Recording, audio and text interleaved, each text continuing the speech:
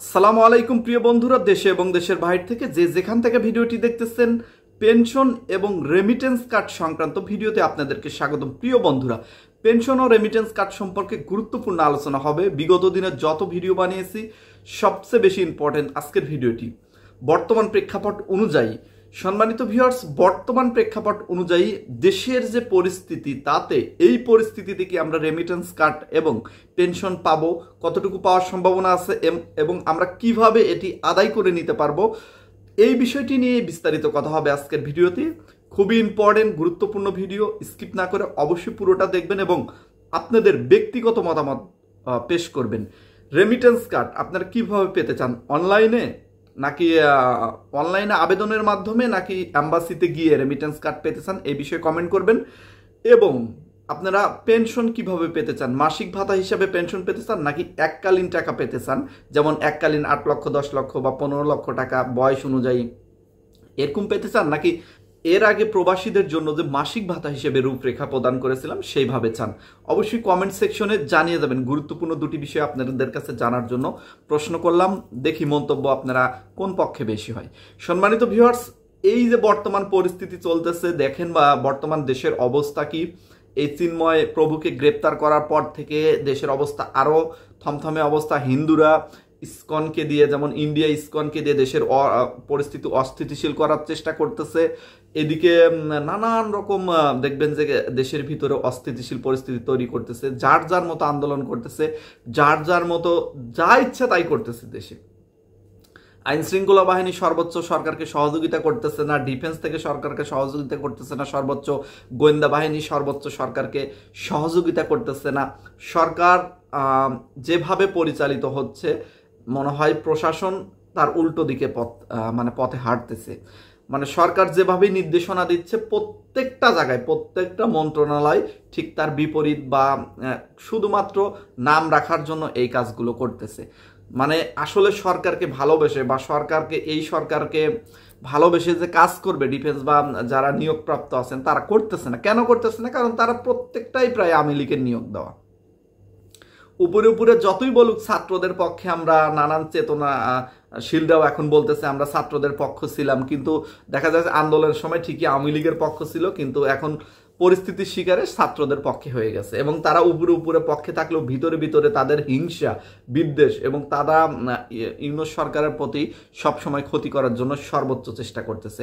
তা না হলে একটা জিনিস চিন্তা করেন, এই যে সামান্য বিনা সুদে লোন দেওয়ার জন্যই দেশের নানান জায়গা থেকে বাসে করে, ট্রাকে করে লোক নিয়ে ঢাকা শহরের মতো জায়গায় জড়ো করতে পারে, কতটা প্রশাসনিক দুর্বলতা এখানে, কতটা গোয়েন্দা বাহিনীর দুর্বলতা। তারা কি এই বিষয়টি একবারও জানলো না? আমরা অনলাইনে আমরা খবর পেয়ে গেছি, যখন লোক নিয়ে যায় তখন খবর পেয়ে গেছি। আমরা প্রবাস থেকে সাধারণ একটি ইউটিউব চ্যানেল চালাই, তাই খবর আমাদের কানে চলে আসে। আর ওরা গোয়েন্দা বাহিনী, ওরা দেশে থাকে, তারপরে ওরা জানে না যে এই জায়গা থেকে এইভাবে লোক নিয়ে যাচ্ছে। এবং ঢাকা শহরে অলরেডি জমায়েত করেছে, তারপরে সে জানলো, মিডিয়া জানলো বা সরকার জানলো যে এখানে এইভাবে লোক নিয়ে আসা হয়েছে। তো এই যে পরিকল্পনা, এই যে দেশের অরাজকতা সৃষ্টি করার জন্য চেষ্টা করতেছে সবাই, এখানে কিন্তু সম্পূর্ণভাবে ব্যর্থ হয়েছে ডক্টর ইউনূস সরকারের প্রশাসন, এবং সেখান থেকে পর্যাপ্ত পরিমাণ সহযোগিতা করতেছে না। ঠিক অনুরূপ প্রবাসী কল্যাণ মন্ত্রণালয় থেকে একই খেলা খেলতেছে। এদিক থেকে ডক্টর ইউনূস সরকার বা তারা চাচ্ছে যে প্রবাসীদের অধিকারগুলো নিশ্চিত করতে বা তাদের যে চাওয়া, সেই চাওয়াগুলোকে গুরুত্ব দিয়ে কাজ করার জন্য, কিন্তু প্রবাসী কল্যাণ মন্ত্রণালয় থেকে তারা শুধুমাত্র সময় পার করতেছে, কাজের কাজ কিছুই করতেছে না। আসলে এখন কি করা উচিত এই সরকারকে? এখন দুটি কাজ করা উচিত। হয় এই সরকারকে, সরকারি যে কর্মকর্তাগুলো আছে, যেমন গোয়েন্দা বাহিনী আছে, যারা এই ধরনের কাজ করতেছেন, ঊর্ধ্বতন কর্মকর্তাদের মধ্যে ছাঁটাই করে দেওয়া উচিত, নতুনভাবে নেওয়া উচিত। প্রবাসী কল্যাণ মন্ত্রণালয়ে যারা উপর পর্যায়ে কাজ আছে, আওয়ামী লীগের যেগুলো নিয়োগ করা আছে সব ছাঁটাই করে দিয়ে নতুনভাবে নিয়োগ দেওয়া হোক। তাহলে প্রবাসীদের নিয়ে চরমভাবে কাজ হবে, পেনশন হবে, রেমিটেন্স কার্ড হবে, সবই হবে। এটা যদি না করতে পারে তাহলে কিন্তু পেনশন, রেমিটেন্স কার্ড আদৌ ডিসেম্বর মাসেও পাবে কিনা এটাও শিওর দিয়ে বলা যাচ্ছে না। শুধু মানে তাদের থেকে তথ্য নিতে গেলে বলে যে হ্যাঁ কাজ চলতেছে, হয়ে যাবে, কাজ চলতেছে, আপনাদের কাজ হয়ে যাবে, কিন্তু কাজ কোথায়? এই যে রানিং মাস চলতেছে, এই মাসে রেমিটেন্স কার্ড দেওয়ার কথা ছিল, এখন পর্যন্ত এই মাস প্রায় শেষ হয়ে আসতেছে, এখন পর্যন্ত কিন্তু এই বিষয়টি নিয়ে একবার ব্রিফিং করলো না বা নিশ্চিত করলো না।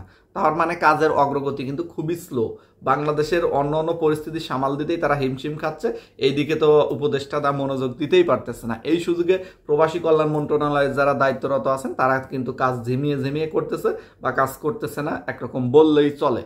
সম্মানিত ভিউয়ার্স, এই পরিস্থিতিতে আমাদের কি করা উচিত, আমাদের প্রবাসীদের কি করা উচিত আমাদের দাবিগুলো আদায় করে নিতে?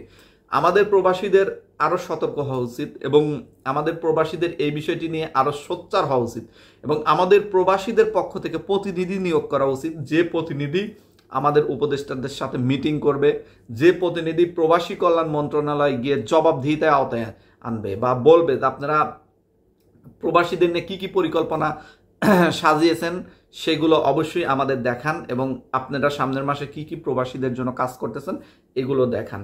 আপনারা প্রবাসী কল্যাণ মন্ত্রণালয়ে নাম দিয়ে রাখছেন, এখানে প্রবাসীদের কল্যাণে কি কি উদ্যোগ নেওয়া হচ্ছে এবং কি কি কাজ আগামী মাসের মধ্যে হচ্ছে, এগুলো যেন একদম 100% প্রমাণ সহকারে যেন নিয়ে আসতে পারে, এরকম একটা প্রবাসীদের প্রতিনিধি দরকার। আসলে প্রতিনিধি হিসাবে বাংলাদেশ থেকে যারা প্রবাসী কল্যাণের যারা প্রবাসী সংগঠনে দায়িত্বরত আছেন বা প্রবাসী সংগঠন পরিচালনা করেন, তাদেরকে আমি অনুরোধ করব যে আপনারা অবশ্যই আপনাদের মিটিং করে আপনাদের মাঝে একটা দুইটা লোক এভাবে নিয়োগ করে তারা অবশ্যই সরকার পর্যন্ত, উপর মহল পর্যন্ত গিয়ে এই বিষয়গুলো নিয়ে কথা বলুন। কারণ প্রবাসীদের এই যে পেনশন দাবি, আপনারা একটা বিষয় চিন্তা করেন, পৃথিবীর আনাচে কানাচে হাজার হাজার গরিব বাঙালিরা যারা জমি জমা বিক্রি করে সর্বোচ্চ যা ধন সম্পদ ছিল সব বিক্রি করে প্রবাসে এসেছে এবং এই প্রবাস থেকে অনেক সময় দেখা যাচ্ছে ভালোভাবে টাকা ইনকাম করতে পারতেছে না, সারা জীবন কোনো রকম বেতন পাচ্ছে, তারা কোনো রকম ফ্যামিলি পরিচালনা করতেছে, টাকা অর্থ জমাবে কোন জায়গার থেকে? এরকম কিন্তু প্রবাসীরা হাজার হাজার আছে। আবার কিছু প্রবাসী আছে যারা ভালো কপাল ভালো, যারা এসে নানান জায়গায় ভালো টাকা ইনকাম করতেছে, এরকম প্রবাসীরাও আছে। তো সকলের কথা চিন্তা ভাবনা করে বিবেচনা করে, সকল ভাই ও বোনদের কথা চিন্তা ভাবনা করে বিবেচনা করে এই পেনশন দাবিটা অত্যন্ত গুরুত্বপূর্ণ। লাস্ট বয়সে প্রবাসীদের বিশেষ করে লাস্ট বয়সে টাকা পয়সা থাকে না, ইনকাম যদিও করে তাহলে দেখা যায় ছেলে মেয়ে আত্মীয় স্বজন এদের দিয়ে শেষ হয়ে যায়। কারণ একটা প্রবাসীর প্রতি আত্মীয় স্বজন থেকে শুরু করে ফ্যামিলি থেকে শুরু করে সবার যে পরিমাণ চাহিদা থাকে, মানে প্রবাসী মানে তার কাছে টাকা পয়সার অভাব নেই, তার কাছে সবকিছু চাওয়া যায়, তার থেকে সবকিছু পাওয়া যায়। এই যে একটা ধারণা, এই যে একটা কালচার চলে আসছে আগের থেকেই, এটা মেনটেন করতেই প্রবাসী যারা আছেন তারা হিমশিম খায়। প্রতিটা প্রবাসী যারা প্রবাসে অবস্থান করেন তারা নিজের কথা চিন্তা না করে, নিজে ঠিক মতো না খেয়ে, নিজে ভালো কাপড় চোপড় না পরে, নিজে দামি দামি ব্র্যান্ডের জিনিস ইউজ না করে পরিবারের জন্য করেন।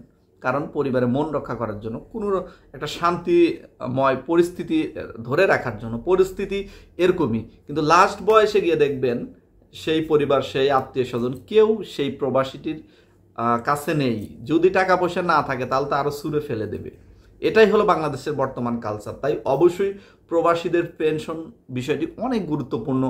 আমতেছি বাংলাদেশে যারা অবস্থান করতেছেন আপনারা অবশ্যই প্রবাসীদের পেনশন বিষয়টি নিয়ে দ্বিমত পোষণ করবেন না। যারা বারবার এই কমেন্ট সেকশনে দ্বিমত করেন, নানাভাবে দ্বিমত পোষণ করেন, তারা অবশ্যই দ্বিমত পোষণ করবেন না।